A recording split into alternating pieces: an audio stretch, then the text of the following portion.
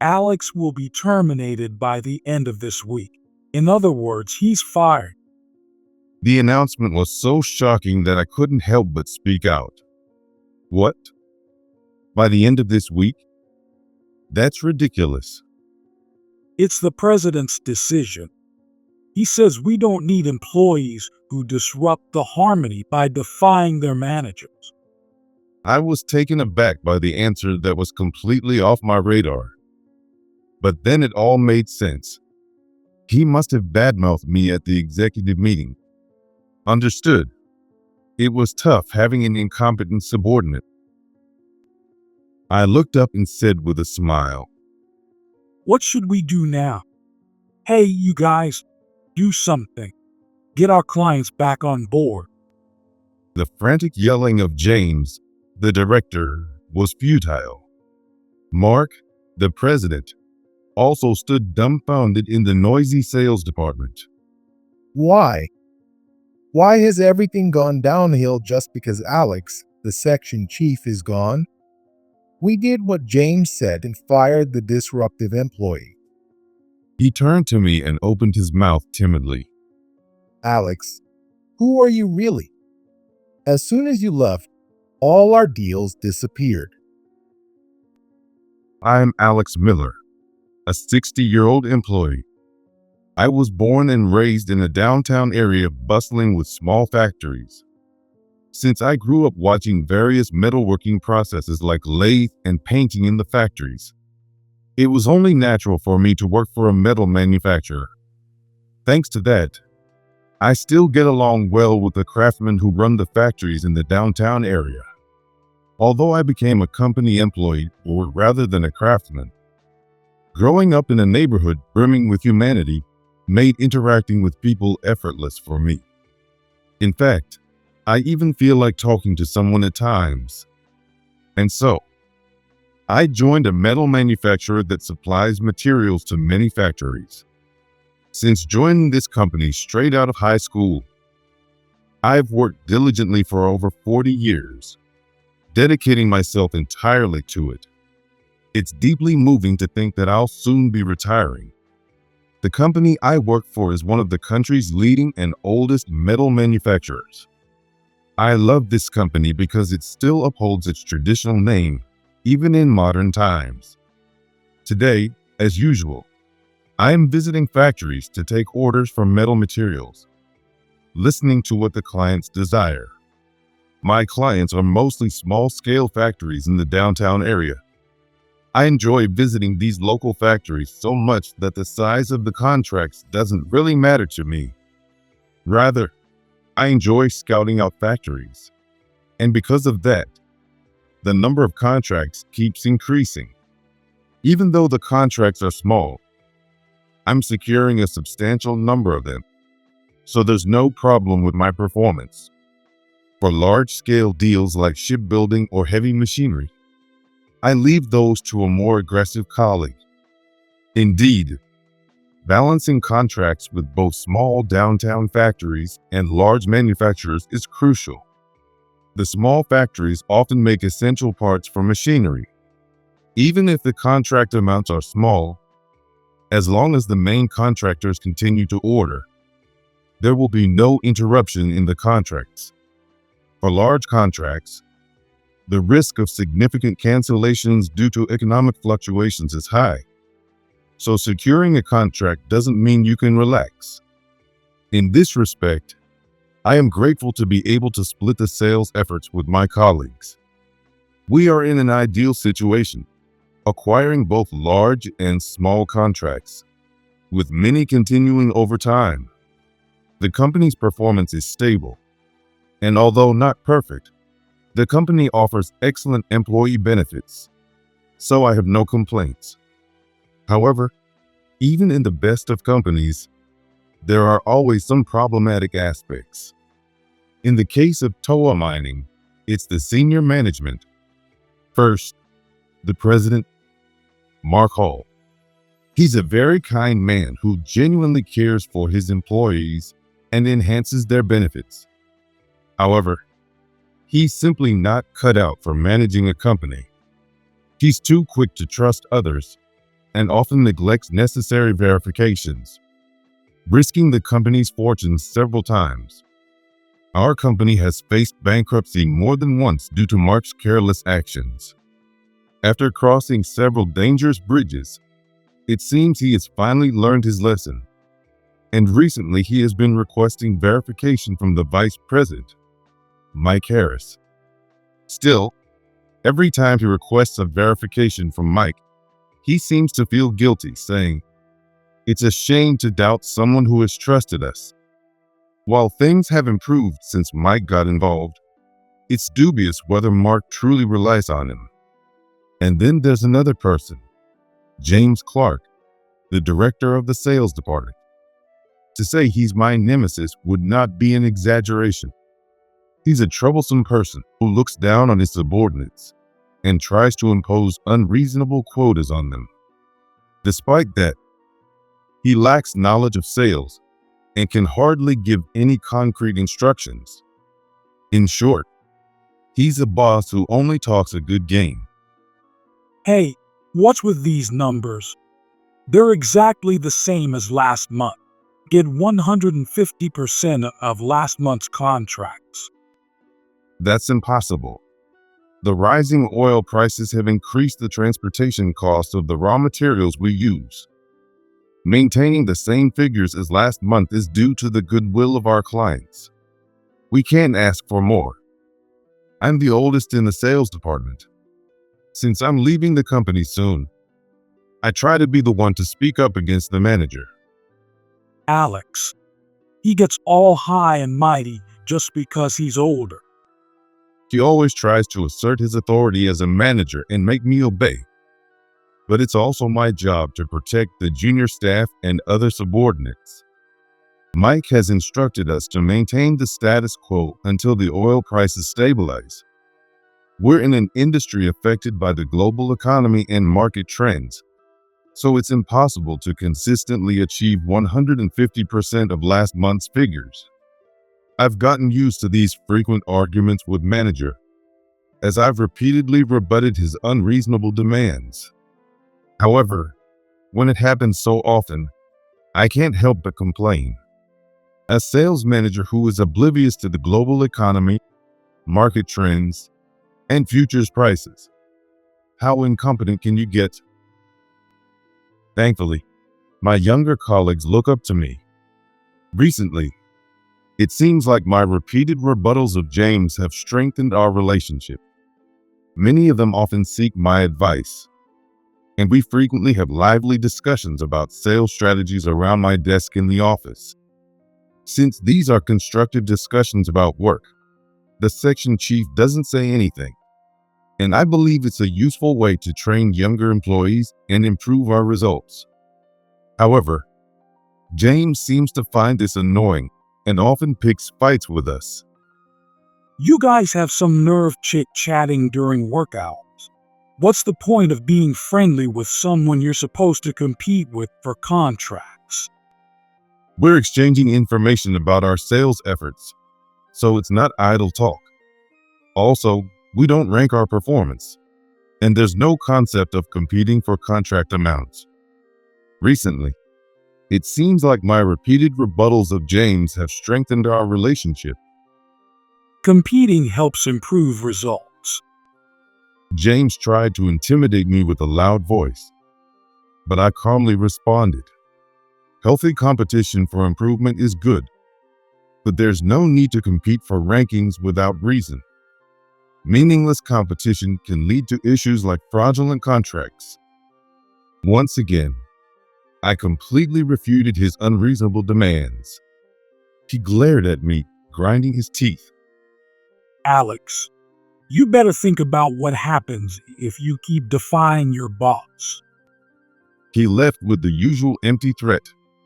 As he walked away, I stuck out my tongue and muttered softly, "I'm about to retire anyway, so I don't care what my evaluation ends up being." However, I underestimated his parting words as mere frustration. I never imagined he'd use Mark, the well-meaning company head, to try to bring me down. With my retirement just around the corner, I've been busy with handovers and farewells to clients. But one thing has been bothering me. James, who used to constantly hassle me, suddenly became quiet. He didn't talk to me or yell at other employees. The office was calm, as it should be. However, having been hassled daily, the absence of conflict made me uneasy. I had a bad feeling. Apparently, so did the other employees.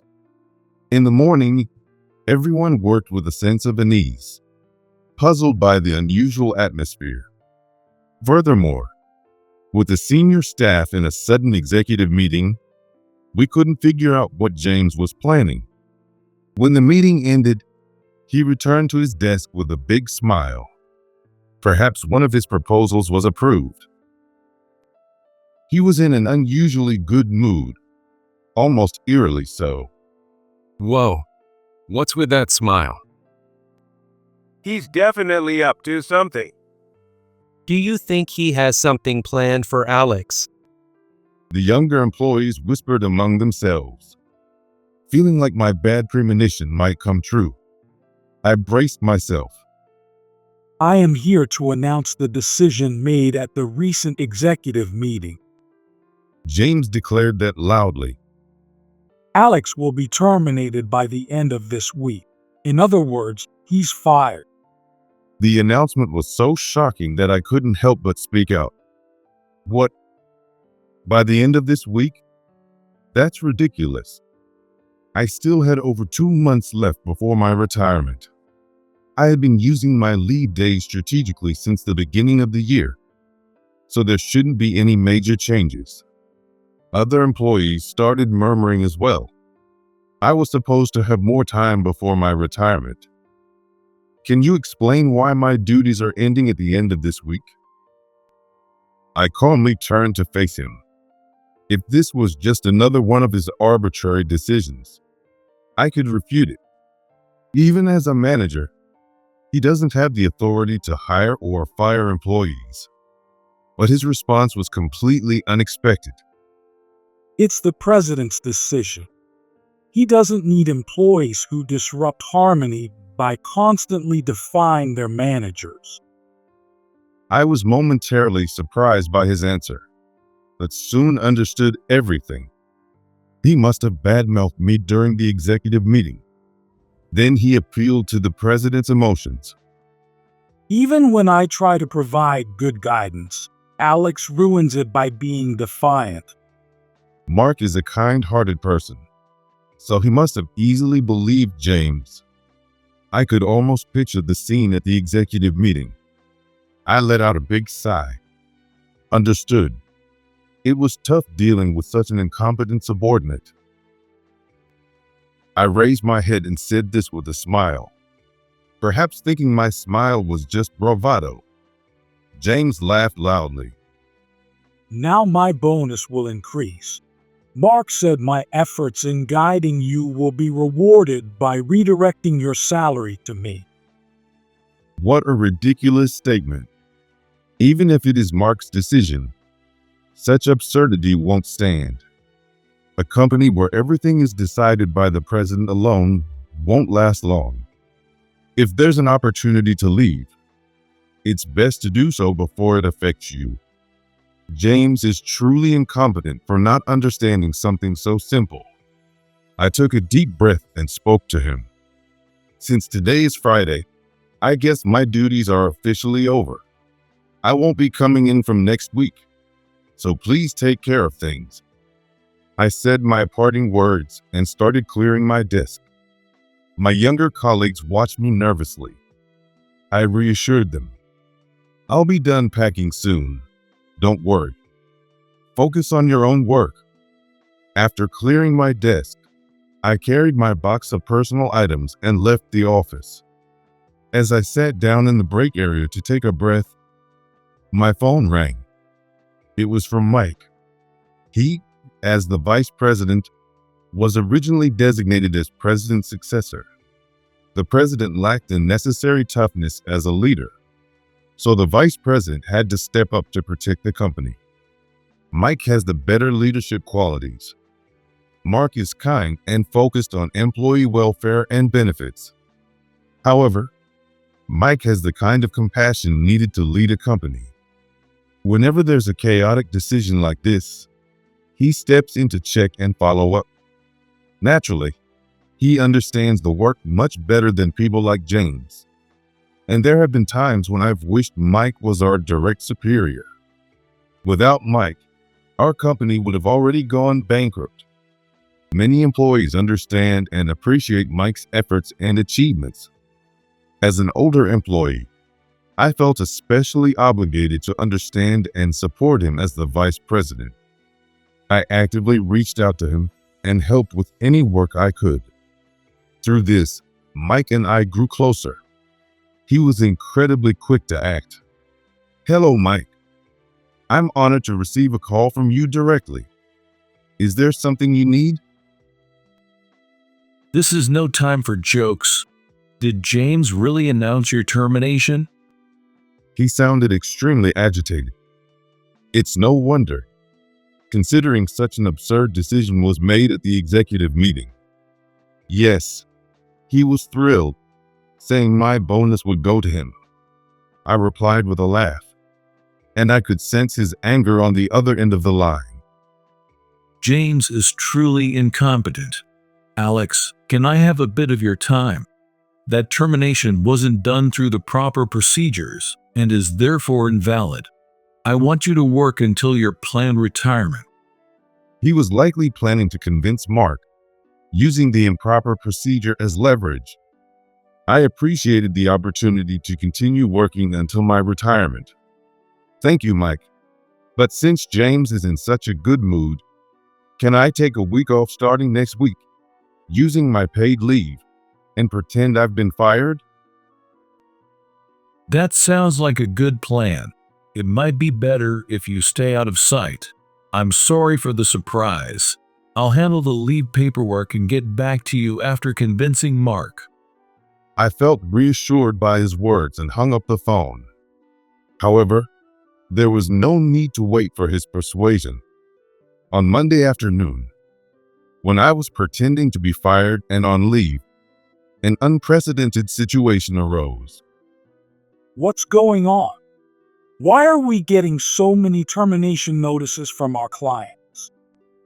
In the office, James was in a panic. Phone calls kept coming in, most of them about stopping transactions. The section chief seemed resigned, perhaps knowing the reason. The answer was simple. In the morning, the sales team had informed our clients about my situation. I was supposed to continue working and introduce my successor to our clients. Without those formalities, the clients grew suspicious and demanded explanations from our representatives. And they learned about my situation. The small factories I managed were furious and halted transactions. Additionally, mid-sized clients, worried about the company's absurd handling of the situation, also decided to stop doing business with us. Even our major clients, who relied on parts from the small factories, notified us they would stop transactions due to the halted supply. In other words, all transactions were suspended. With inventory reserved for these transactions, our company faced significant losses if the stock couldn't be sold. Just that day, we were looking at an estimated loss of $50 million from the suspended transactions. If we couldn't clear the inventory, that $50 million would turn into a direct deficit. What should we do? Hey, do something. Get our clients back on board. He shouted desperately, but it was no use. Being incompetent as he was, he couldn't give specific instructions or think to meet with the clients himself. Mark stood in the chaotic sales department, bewildered. Why? How could this happen just because Alex is gone? We dismissed him as James suggested to restore harmony. You guys do something. If this continues, our company will go bankrupt. James' shouting echoed through the office for the entire day. There was utter chaos throughout the company on Monday and Tuesday. As the company was facing a crisis, Mike likely had no time to persuade Mark about my issue.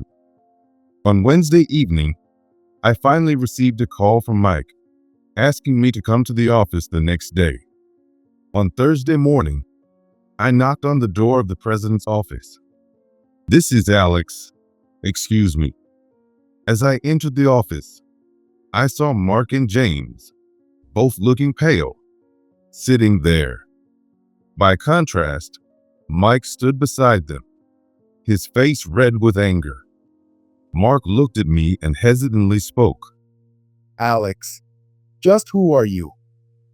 The moment you left, all our transactions stopped.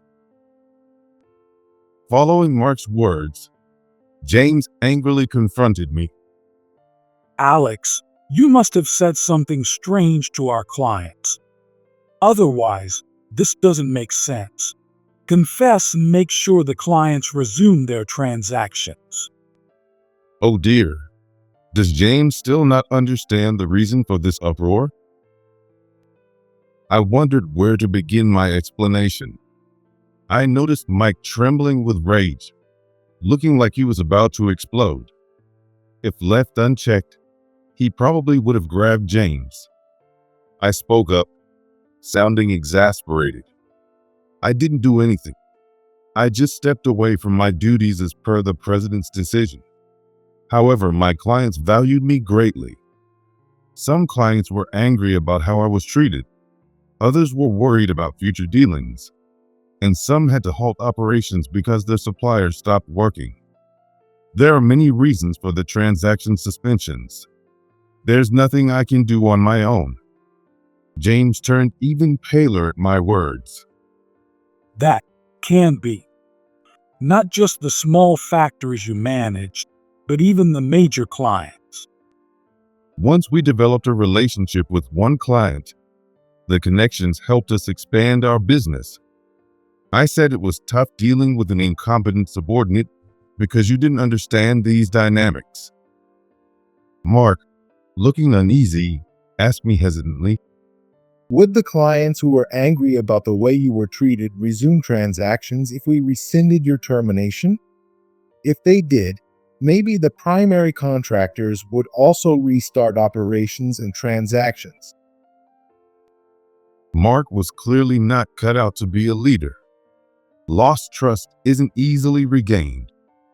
Mike seemed resigned and looked at me with an expression of complete exasperation.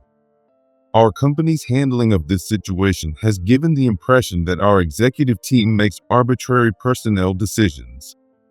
Due to this incident, our company now has the impression of arbitrary personnel management by the executives. A drop in our reputation is inevitable.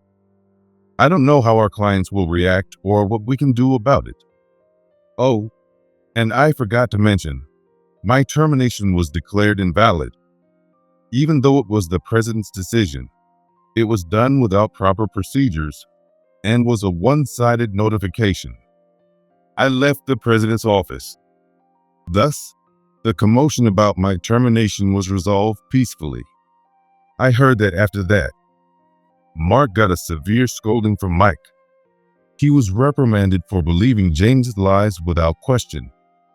Usually, he relies on Mike for verification, but this time he made the personnel decision on his own without waiting for Mike's confirmation. Mike also berated him for attempting to reallocate my salary to James without following company policies. Due to these reckless actions, Mark was reprimanded for his lack of managerial awareness for a significant amount of time. Subsequently, it was decided at the shareholders' meeting that he would step down to a non-executive chairman role. There was no escaping the responsibility for causing a complete halt in transactions and a $50 million deficit. Mike temporarily took over the president's duties and began searching for a suitable successor. James was also severely reprimanded by plotting against me. He had exposed his own incompetence. He was held accountable for triggering the $50 million loss. and was censured and demoted at a disciplinary meeting by the executives. He was also transferred to a minor position at a small regional branch. Considering the chaos he caused due to his personal vendetta, this was quite a lenient punishment. But even this was beyond his understanding. I climbed all the way to a department head position at headquarters. How could this happen to me? His situation had reversed, and now he was the one being assigned impossible tasks. I hoped he would reflect on his past actions. Gradually, our company resumed its transactions. The thought of what might have happened if the transaction suspensions had continued sent chills down my spine. We've managed to avoid bankruptcy, and I can look forward to a peaceful retirement. 2 months later, my retirement was just around the corner. I walked through the local industrial district in my hometown. I wouldn't be visiting for work anymore, but I still wanted to come here. Maybe I'll find a job doing clerical work or deliveries, or perhaps I'll visit just to see the factories. I couldn't help but think about such things. The people at the factories had always valued me. During my time at our company, I had conducted business with sincerity. That's why I believe I've reached my retirement smoothly. If you live only for your own convenience, you'll get burned. It's by valuing each other that we can live in peace.